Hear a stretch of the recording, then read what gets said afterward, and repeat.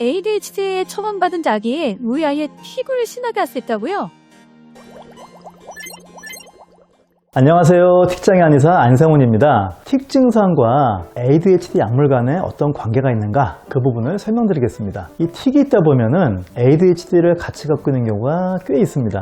틱과 ADHD는 서로 별개의 질환이지만 모두 우리 뇌와 관련되는 질환이다 보니까 이게 병행해서 나타나는 경우가 꽤 있습니다. 그래서 틱이 있는데 ADHD도 있기 때문에 정신과에서 약물을 처방받으시는 경우가 있는데 어떤 정신과 약물들은 틱 증상을 좀 심하게 하기도 합니다. 대표적인 약물이 ADHD에 처방되는 약물입니다. ADHD에는 메틸페니데이트라는 성분을 처방을 하는데 이거를 그냥 섭취를 하게 되면 우리 몸에서 금방 빠져나갑니다. 그래서 이게 서서히 우리 몸에 작용할 수 있도록 그런 제형들이 나오는데 왜냐하면 그렇게 해야 아침에 약을 먹고 가서 오후까지 또는 저녁까지 공부를 하고 집에 올 수 있잖아요. 그래서 뭐 4시간, 8시간, 한 12시간 정도 지속되는 이런 약들이 있는데 뭐 예를 들면은 뭐 콘서트라든가 메디키넷, 메타데이트, 페니드 이런 약들이죠. 이 약들은 성분이 모두 동일합니다. 다만 제형에 따라서 몸에 몇 시간 더 작용하느냐 그 차이만 있다고 생각하시면 되겠습니다. 근데 이 메틸페니데이트가 어떤 작용을 하느냐면 우리 신경계를 보면은 맨 작은 단위가 뉴런이라는 구성으로 되어 있고 그 뉴런과 뉴런 간에는 시냅스라고 해서 이제 결합이 되어 있습니다.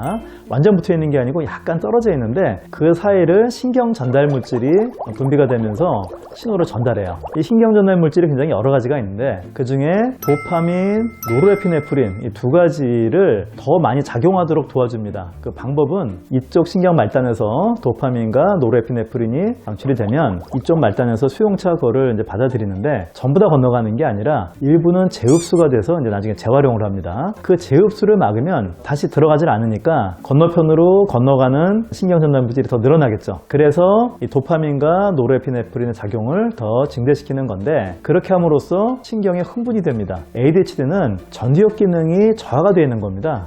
느린 뇌파가 많이 나오거든요. 그럴 때 오히려 신경을 각성시키는 약을 복용함으로써 전두엽이 깨어나고 그 전두엽이 내 행동을 통제한다 이렇게 이해하시면 되겠습니다. 그런데 이렇게 신경을 흥분시키는 약을 복용하다 보니까 신경이 흥분되면은 내 몸의 감각들이 더 또렷해집니다. 틱은 저절로 몸이 움직이는 게 아니라 전조감각 충동이라는 일종의 찜찜한 느낌, 답답한 느낌이 생기고 그 느낌이 너무 불편하기 때문에 그걸 해소하기 위해서 내가 스스로 몸을 움직이거나 목에 소리를 내거나 하는 거라고 이제 여러 번 말씀드렸습니다. 그러니까 이런 ADHD에 사용되는 메틸페니데이트 성분이 중추신경을 흥분시키면 감각이 또렷해지고 그러니까 틱을 유발하는 전조감각 충동도 더 또렷해지는 거예요. 그러니까 틱을 이제 더 하게 되는 거죠.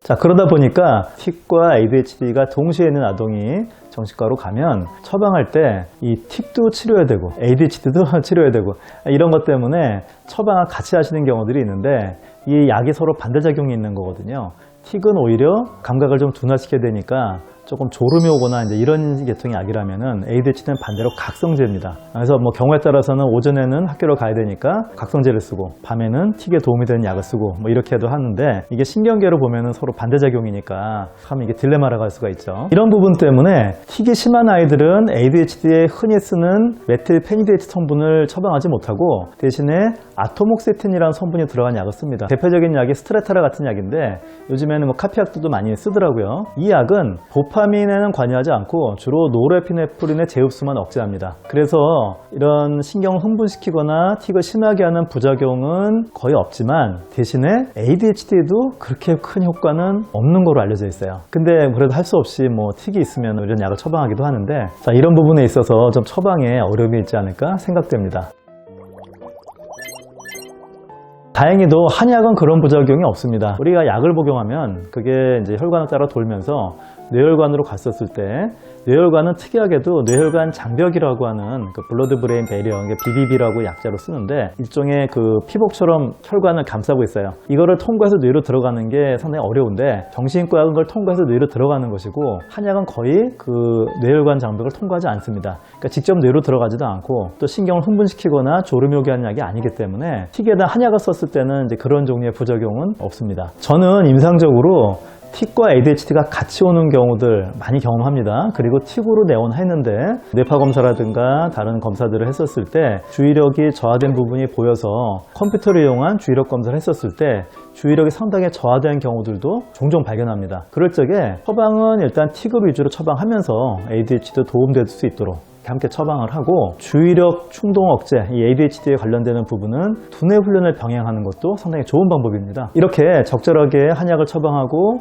또 두뇌 훈련을 병행하면 틱과 ADHD가 같이 있더라도 그런 부작용을 최소화하면서 높은 효율로 잘 치료할 수 있다는 점 참고하시기 바랍니다.